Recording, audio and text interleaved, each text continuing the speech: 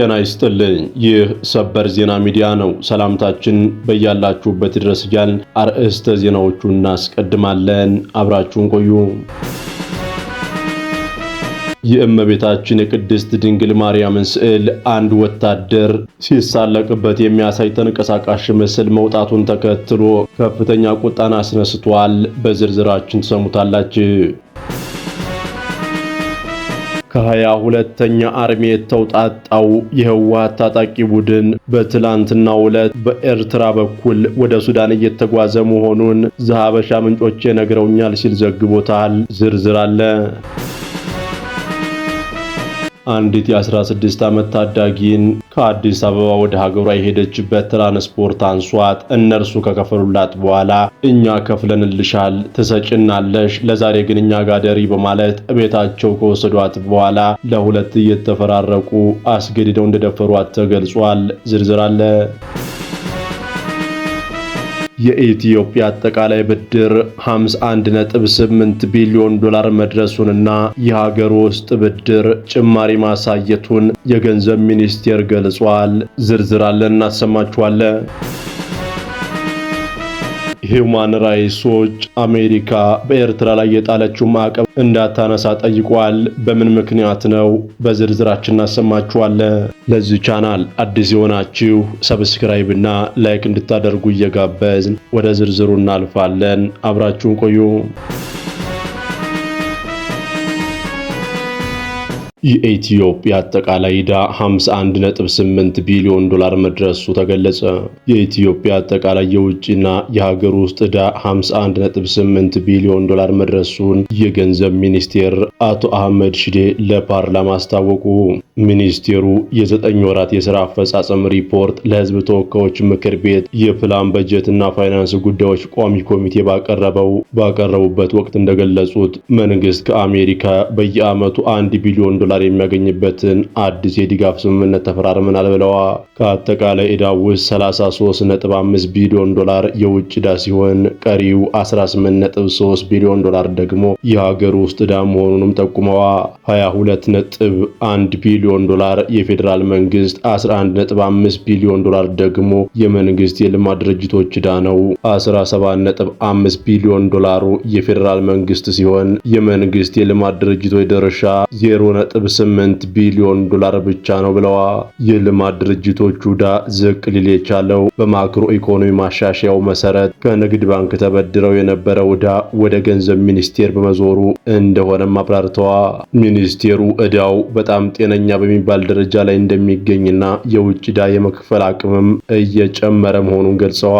በበጀት ዓመቱ ለዕዳ ክፍያ ከተመደበው 463.4 ቢሊዮን ብር ውስጥ ባለፉት 9 ወራት 226.5 ቢሊዮን ብር ተከፍሏል። በሌላ በኩል ከውጭ ሀብት አሰባሰብ ረገድ በ9 ወራት ውስጥ 3.1 ቢሊዮን ዶላር ለማግኘት ታቅዶ 2 ቢሊዮን ዶላር የእቅዱን 65.1 ማሳካት ተችሏል። ከዚህ ውስጥ 914.2 ሚሊዮን ዶላሩ ከዓለም ባንክ የተገኘ ነው ብለዋል።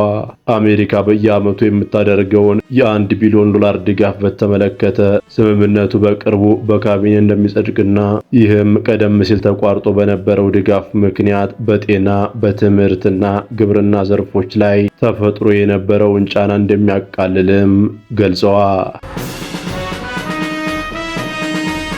ከ22ኛ አርሚ የተውጣጣ የህወሓት ታጣቂ ቡድን በትናንትናው ዕለት በኤርትራ በኩል ወደ ሱዳን እየተጓዘ መሆኑን ዘሐበሻ ምንጮች ነገሩኝ ብሎ ዘገበ። የሰራዊቱ ቡድን 7ኛ አርሚ ወዳለበት ስፍራ ነው እየተጓዘ ያለው። በጀነራል ህንጻ ከሚመራው ይህ ሜካናይዝድ ታጣቂ ቡድን ወደ ሱዳን ሲጓዝ የዓይን እማኞች ለዘሐበሻ ገልጸውልኛል ሲል ዘሐበሻ ዘገበ። በሌላ በኩል ከ60ኛ አርሚ ለልዩ ተልዕኮ ወደ ምዕራብ ግንባር የተላኩ ታጣቂ ኃይሎች ትላንትና ጠዋት ከአብይ አዲ ተነስተው ወደ ሽሬ ከተማ በመጓዝ ላይ እንደሆኑና ሽሬ ከተማ ሲደርሱ የምዕራብ ግንባር ተልዕኮ ተቀብለው ወደ ምዕራብ ትግራይ ጠረፋማ አካባቢዎች እንደሚገቡ የመረጃ ምንጮች አመላክተዋል። ዶክተር ደብረጽዮን በአክሱም ከተማ አትራኖስ ፋንታሲ ሆቴል አስቸኳይ ምስጢራዊ ስብሰባ ማካሄድ ላይ እንደሚገኙ የመረጃ ምንጩ የጠቆመ ሲሆን ያረፉበት ሆቴል ደግሞ ኮንሶራል ሆቴል መሆኑ ተገልጿል። ይህ መረጃ እስከተጠናቀረበት ሰዓት ድረስ የፌዴራል መንግስቱ ለህወሓት እንቅስቃሴ ምንም አይነት ምላሽ አልሰጠ። መረጃው የዛሀበሻ ነው። ሂዩማን ራይትስ ዎች አሜሪካ በኤርትራ ላይ የጣለችው ማዕቀብ እንዳታነሳ ጠየቀ። የዓለም አቀፉ የሰብአዊ መብት ተሟጋች ሂዩማን ራይትስ ዎች የአሜሪካ ቀንድ ዳይሬክቶሬት የሆኑት ላቲቲ ባደር ካለፈው ወር አንስቶ የአሜሪካ መንግስት ከኤርትራ ጋር ያለውን ግንኙነት ለመመለስ እያሰበ ስለመሆኑ እየተሰማ ነው በማለት ገልጸዋል።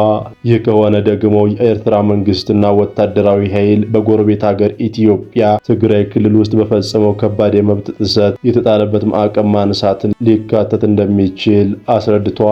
ዳይሬክተሩ በመግለጫው በኤርትራም ሆነ በኢትዮጵያ ትግራይ ክልል ውስጥ ለተፈጠረው ከባድ የመብት ጥሰቶች ተጠያቂነት በሌለበት ይህንን ማዕቀብ ማንሳት ወደፊት ለሚፈጸሙ የመብት ጥሰቶችም ቁጥጥር እንዳይኖር የሚያመቻች ነው ያለ ሲሆን በቀይ ባህር ኮሪደር ላይ የምትገኘው ኤርትራ በወቅታዊ ጉዳዮች የተነሳ አሁን ላይ ጠቀሜቷ እየጎላ መምጣቱን ገልጸዋል።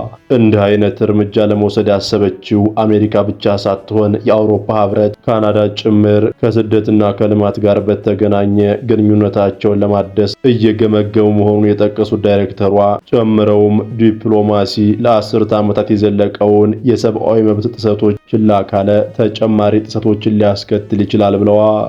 ላቲቲያ ባደር በመግለጫቸው እንደ ኢሮፒያን አቆጣጠር በ1993 አንስቶ የኤርትራ ፕሬዝዳንት የሆኑት ኢሳያስ አፈወርቄ በዓለም ላይ ካሉ ጨቋኝ መሪዎች አንዱ መሆናቸውን ጠቅሰው የግዳጅ ወታደራዊ ምልመላ ፖሊሲያቸውን እንደቀጠሉበት፣ የጉልበት ብዝበዛ እንደሚያከናውኑና ሸሽተው ከሀገር የሚወጡ ዜጎችን ቤተሰቦች እንደሚቀጡም አስረድተዋል።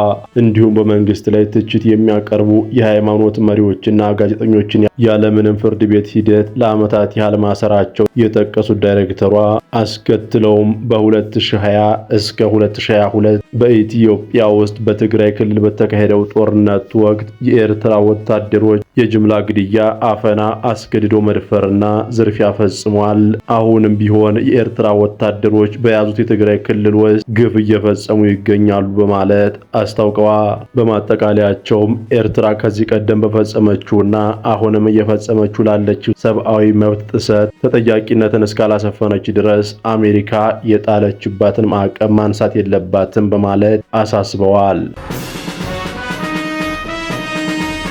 በወራቤ ከተማ አስተዳደር 01 ቀበሌ በተለምዶ ቀርሾ ተብሎ በሚጠራው መንደር ከአዲስ አበባ ወራቤ ለመምጣት በእጇ ገንዘብ ያልነበራት በመሆኑ በወቅቱ ላገኘችው ተሽከርካሪ ሹፌር ይህንኑ በመንገር ወራቤ ስትደርስ ከሰው ተቀብላ እንደምትሰጠው ተሰማምታ ጉዞ ጀመረ። በዕለቱ ከሌሊቱ 6 ሰዓት አካባቢ ወራቤ ከተማ መናኸሪያ በር ላይ ከወረደች በኋላ ከሹፌሩ ጋር ሂሳቡን ክፈኝ በሚል ይጨቃጨቃሉ። የግል ተበዳይም ብሩን ማግኘት ባለመቻሏ አለመግባባት ይፈጠራል። ይህንንም እንደ ጥሩ አጋጣሚ በመጠቀም ተከሳሽ እኔ ልክፈልሽና ሰርተሽ ትከፍኛለሽ፣ ሰራተኝነት አስቀጥርሻለሁ በማለት ሂሳቡን ከፍሎላት ወደ ቤቱ ይዟት ይሄድና በሚኖሩበት ግቢ ውስጥ አንድ ክፍል ከፍቶ አንቺ እዚህ ነው የምታድሪው በማለት ካስገባት በኋላ በሩን ከውጭ በመቀርቀር ይሄድና ከሌሊቱ 8 ሰዓት ገደማ ከሌላ ጓደኛው ጋር በመሆን ክፍሏን ከፍቶ ከገቡ በኋላ አንደኛ ተከሳሽ አፍና አፍንጫዋን በማፈን እንዳትከላከል በማድረግ ሁለተኛ ተከሳሽ አስገድዶ ይደፍራታል። ቀጥሎ በተመሳሳይ አንደኛ ተከሳሽም ይህንኑ ድርጊት ፈጽሞባት ሁለቱም ደፍረዋት በር ዘግተውባት ይሄዳሉ። በማግስቱ ሰራተኛ ናት በማለት ወደ አንድ ግለሰብ ቤት ወስደው ስራ ሰሯት በማለት አስቀምጧት ይሄዳሉ። ይህ ግለሰብ የግል ተበዳይ ሁኔታና ለቅሶ ማየት ተጠራጥሮ ሲጠይቃት በሰጠችው ፍንጭ ለወራቤ ከተማ አስተዳደር ፖሊስ ጥቆማ ሰጥቶ ጥቆማ የደረሰው የከተማ አስተዳደሩ ፖሊስም ምርመራውን አጠናቆ ለከተማው አቃቢ ሕግ ይልካ። በመሆኑ አቃቢ ሕግም ለወራቤ ከተማ አስተዳደር የመጀመሪያ ደረጃ ፍርድ ቤት ክስ ያቀርባ።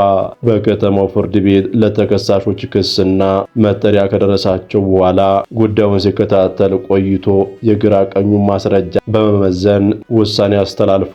ፍርድ ቤቱ ሚያዝያ 28 ቀን 2018 ዓ.ም በዋለው ችሎት የግራ ቀኙን የቅጣት አስተያየት በመቀበል ተከሳሾቹ በግብረ አበርነት በፈጸሙት ያስገድዶ መድፈር ወንጀል ተከሳሾች እያንዳንዳቸው በ16 ዓመት ጽኑ እስራት እንዲቀጡ ወስኗል። መረጃው የወራቤ ከተማ አስተዳደር ፍትህ ጽሕፈት ቤት ነው። በደቡብ ሊባኖስ የሚገኝ የእመቤታችን ቅድስት ድንግል ማርያም ሐውልት በአንድ እስራኤል ወታደር ሲሳለቅበት የሚያሳይ ተንቀሳቃሽ ምስል መውጣቱ ከፍተኛ ቁጣን ቀሰቀሰ። በደቡብ ሊባኖስ ድንበር አካባቢ በሚገኝ መንደር ውስጥ የተቀረጸ ነው የተባለው ይህ ምስል አንድ የእስራኤል ወታደር በክርስቲያኖች ዘንድ ትልቅ ክብር የሚሰጠውን የድንግል ማርያም ሐውልት ሲያረክስ፣ ሲያንገላታ ያሳያል። ድርጊቱ በማህበራዊ ሚዲያዎች ላይ በፍጥነት የተሰራጨ ሲሆን በሃይማኖት ተቋማትና በሰብአዊ መብት ተሟጋቾች ዘንድ ከፍተኛ ተቃውሞ እያስነሳ ይገኛል።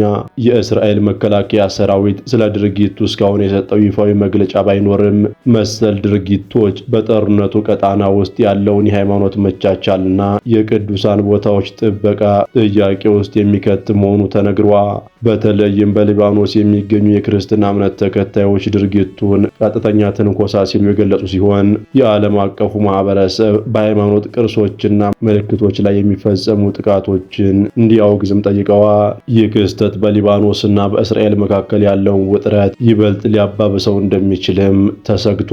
በጦርነቱ ወቅት የሃይማኖት ምልክቶችንና የሲቪል ተቋማትን ማክበር በዓለም አቀፍ ሕግ የተደነገገ ቢሆንም በመሬት ላይ የሚፈጸሙ መሰል ድርጊቶች ግን ከወቅታዊ ወታደራዊ ግጭት ባለፈ ማህበራዊና ሃይማኖታዊ ቀውስ የመፍጠር አቅም እንዳላቸውም ተንታኞች ይገልጻሉ።